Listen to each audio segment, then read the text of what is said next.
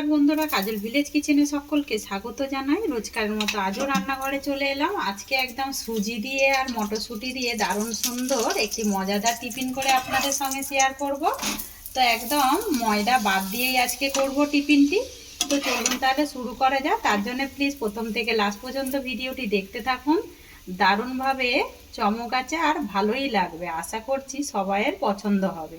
কড়াইশুঁটি দিয়ে আর সুজি দিয়ে আজকে মজাদার একটি রেসিপি আপনাদের সঙ্গে শেয়ার করব, যেটা টিফিনে বা রাতের ডিনারের জন্য কিন্তু দারুণ লাগবে। তো চলুন দেখুন তাহলে কিভাবে করছি। তো এখানে একটা মিক্সিং জার নিয়ে নিয়েছি। দেখুন এই মিক্সিং জারের মধ্যে দিয়ে দেব মটরশুঁটিটা। তো সবটাই আমি দিয়ে দেব। তো দেখুন সবটা আমি দিয়ে দিলাম। এর মধ্যে দিয়ে দেবো আমি একটা কাঁচা লঙ্কা। তো আমি একটা দিলাম, আপনারা চাইলে ঝালটা বুঝে সুঝে দিতে পারেন। আর আমি যেহেতু একটু অন্যভাবে লঙ্কা ব্যবহার করব, তাই জন্য ঝালটা আমি আমার মাপ অনুযায়ী দিলাম। তো একটু জল দেব, ওই 3 চামচের মতো জল দিয়ে দিলাম। দিয়ে আমি এটা মিক্সিতে দিয়ে খুব ভালো করে বেটে নেব। তো এই সময় আদা আপনারা চাইলে দিতে পারেন, আমি আদাটাও অন্যভাবে ব্যবহার করব। তো দেখুন মিক্সিতে দিয়ে খুব ভালো করে বেটে নিয়েছি। বাটাটা দেখুন একটুখানি একটু শক্ত শক্ত দানা দানা ভাব মতো রেখেছি। এইভাবেই আমি বেটে নিয়েছি। অপর দিকে গ্যাস অন করে কড়াটা গরম হতে বসিয়ে দেবো। তো কড়া গরম হতে বসিয়ে দিলাম। তো চলুন তাহলে পুরটা রেডি করে নেওয়া যাক। তো কড়াটা বেশ কিন্তু গরম হয়ে গেছে। এর মধ্যে আমি দিয়ে দেব এই চামচে 1.5 চামচ সাদা তেল দিয়ে দিলাম। তো দেখুন তেলটা কিন্তু বেশ গরম হয়ে গেছে। আর আমি বলেছিলাম আদাটা একটু অন্যভাবে ব্যবহার করব। দেখুন আমি এখানে গ্রেট করে নিয়েছি, আদাটাকে দিয়ে দেব। এই গ্রেট করে দিলে কিন্তু দারুণ সুন্দর একটা টেস্ট হয়। বেটে দেওয়ার থেকে একবার এরকম গ্রেট করে দেখবেন, তাহলে টিফিনটা খেতে কিন্তু বেশ মজাদার হয়।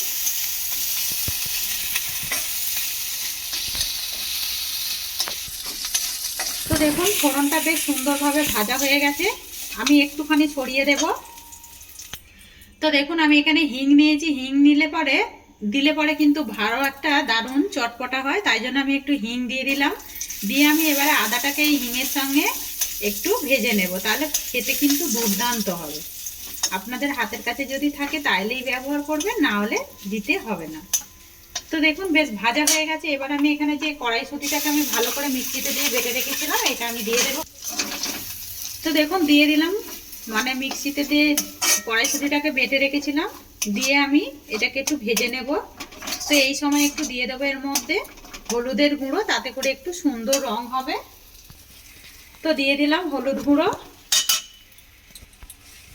দিয়ে আমি ভালো করে একটু মিশিয়ে নেব।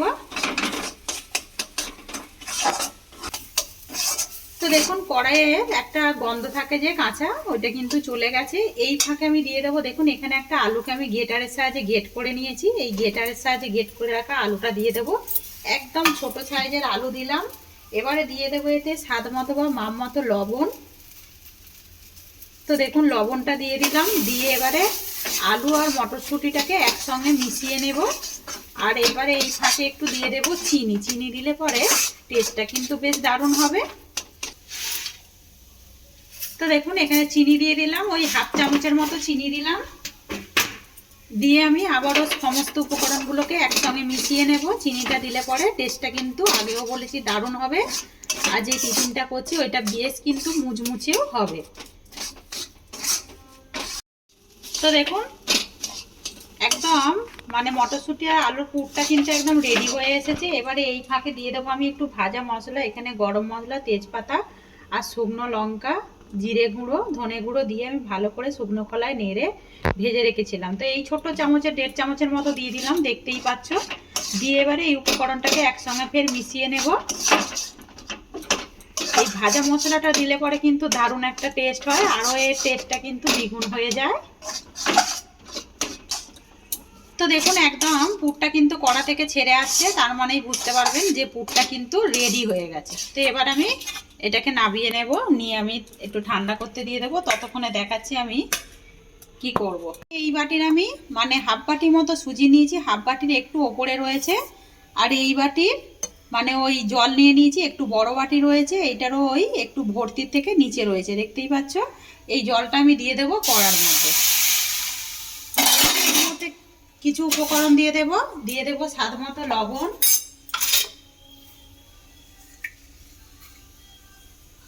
তো স্বাদ মতো লবণ দিয়ে দিলাম, আর এর মধ্যে কিন্তু দিয়ে দেবো এই ফাঁকে সাদা তেল। তোমরা চাইলে এখানে ঘি ব্যবহার করতে পারো, আমি সাদা তেল দিয়ে দেব। 2 চামচ সাদা তেল দিয়ে দিলাম, আর দিয়ে দেবো অল্প একটু চিনি। এই যে চিনি নিয়েছি, এই চিনিটা আমি দিয়ে দেব। দিয়ে জলটাকে একটু গরম হতে দেব। তো দেখুন চিনি লবণ সবকিছু একদম জলের মধ্যে একসঙ্গে মিশে গেছে। এবার আমি গ্যাসের ফ্লেমটা এই সময় একদম আস্তে দিয়ে দেবো, যেহেতু আমি সুজিটা পাইল করব, খুব তাড়াতাড়ি কিন্তু ঘন হয়ে যাবে। দেখুন, আর এক হাতে দিচ্ছি আর অন্য হাতে কিন্তু মিশিয়ে নিচ্ছি, যাতে করে না সুজিটা ডেলা ভাব এসে যায়। তো দেখুন দেবার পরে আমি গ্যাসটাকে আবারও জোরে দিয়ে দিয়েছি, দিয়ে আমি সুজিটাকে একটু এইভাবে ভালো করে নাড়তে থাকবো। নাড়তে নাড়তেই দেখবেন একটা ডোর পরিণত হয়ে যাবে। তো দেখুন একদম কিন্তু সুজির ডোটা রেডি হয়ে গেছে। এই ফাঁকে আমি গ্যাসটাকে এখন অফ করে দেব, দিয়ে একটা থালার মধ্যে নামিয়ে নেব। নিয়ে একটু ঠান্ডা করে নেব, যেহেতু সুজিটা কিন্তু ভীষণ গরম রয়েছে, আর হাত দেওয়া যাবে না এরকম সুজিতে। তো দেখুন এখানে কিন্তু সুজিটা বেশ ঠান্ডা হয়ে গেছে, আর এই ফাঁকে হাত দেওয়া যাচ্ছে এইভাবেই, এই অবস্থাতেই কিন্তু মেখে নিতে হবে, নাহলে কিন্তু শক্ত হয়ে যাবে। তো এখানে সুজি নিয়েছি, সুজির মধ্যে দিয়ে দেবো আমি আটাটা দিলে পরে কিন্তু মানে মাখাটা দারুণ হবে। তো দেখুন আমি যতটা সুজি নিয়েছিলাম তার থেকে একটু বেশি আমি আটা নিয়ে নিয়েছি, চাইলে কিন্তু তোমরা ময়দাও ব্যবহার করতে পারেন। তো দিয়ে আমি এবারে এই উপকরণগুলোকে একসঙ্গে একটু একটা ডোর পরিণত করে নেব।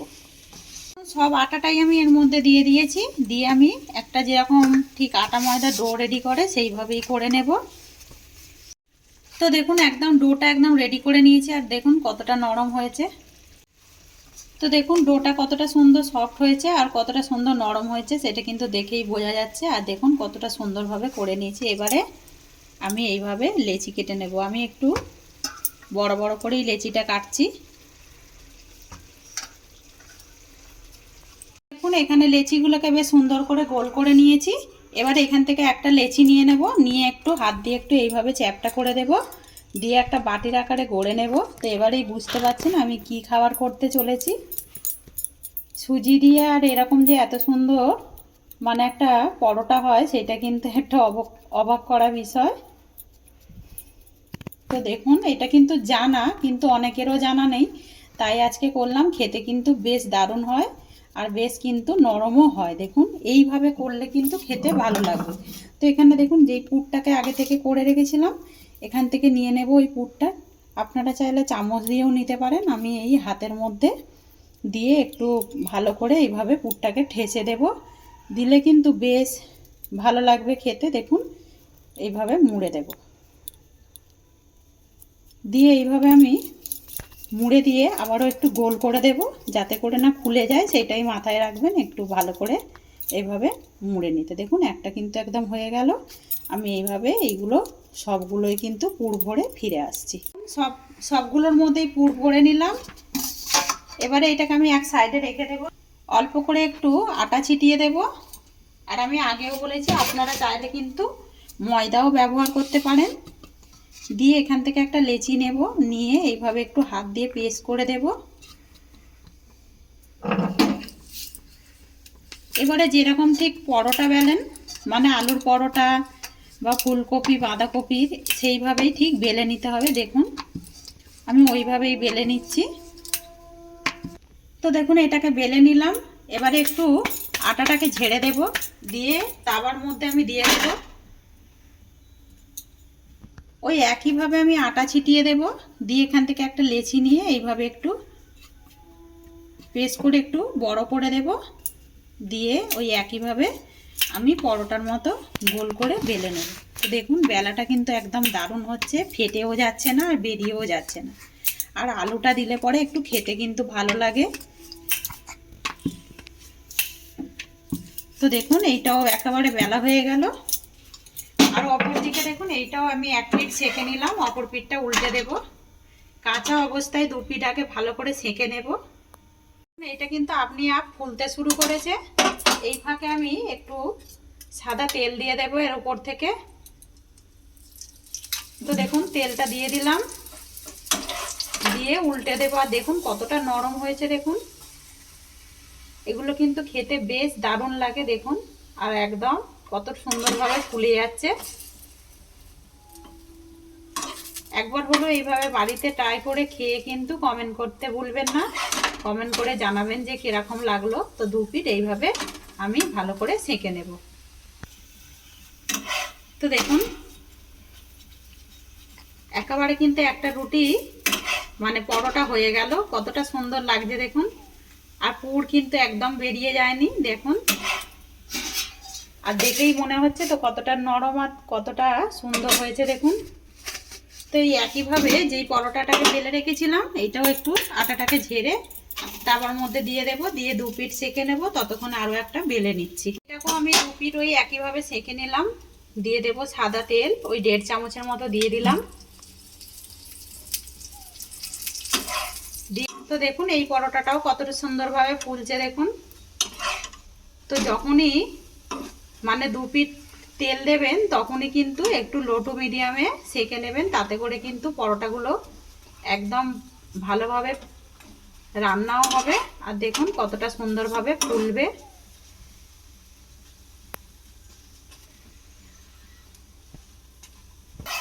তো দেখুন একইভাবে আমি পরোটাটা করে নিলাম। তো সবগুলো করে ফিরে আসি। তো দেখুন সব পরোটাগুলোই একদম রেডি করে নিলাম। একদম নিরামিষ দিনে যদি এরকম একটা রান্না করেন তাতে করে কিন্তু সকালে টিফিনটাও দারুণ লাগবে আর রাতের খাবারটাও কিন্তু বেশ দারুণ লাগবে। আর এইটা দেখুন কতটা সহজে হয়ে যায় এরকম নরম তুলতুলে পরোটা। আর এটা যেমন টমেটো সস দিয়েও খেতে পারেন আর তেমনই কিন্তু টমেটো চাটনি যদি একটু বাদাম টাদাম দিয়ে করেন তাতে করেও কিন্তু বেশ খাওয়া হয়ে যাবে। তো দেখুন সব পরোটাগুলোই নামিয়ে নিলাম আর দেখুন কতটা নরম হয়েছে দেখুন। একদম দারুণভাবে কিন্তু নরম হয়েছে দেখুন পরোটাগুলো। আর খেতে কিন্তু বেশ দারুণ লাগে। আর দেখুন ভেতরটা দেখুন কতটা সুন্দর পুড়ে ভরা দেখুন। একদম গরম গরম ভাব উঠছে দেখুন কতটা সুন্দর লাগছে। আর যেমনই খেতে টেস্ট হয় তেমন কিন্তু তৈরি করতেও সহজ। একটাও কিন্তু দেখেছেন যে একটাও কিন্তু ভেঙে মানে কড়াই বেরিয়ে যায়নি। কড়াই আর আলুর পুর সুন্দরভাবেই কিন্তু রেডি হয়ে গেছে। আর এই দেখুন টমেটো চাটনি করে নিয়েছি। এই টমেটো চাটনি দিয়ে রাতের খাবারটা কিন্তু আজকে জমে যাবে। তো রেসিপিটি যদি ভালো লেগে থাকে একটা লাইক করে দেবেন, বন্ধুদের সঙ্গে শেয়ার করবেন আর এই ছোট্ট চ্যানেলটিকে সাবস্ক্রাইবার করে নেবেন। আমার এরকম নিত্য নতুন রান্নার জন্য পাশে থাকা বেল আইকনটি প্রেস করবেন। সবাই ভালো থাকবেন, সুস্থ থাকবেন। ধন্যবাদ। আবারও কোনো নতুন ভিডিও নিয়ে ফিরে আসবো।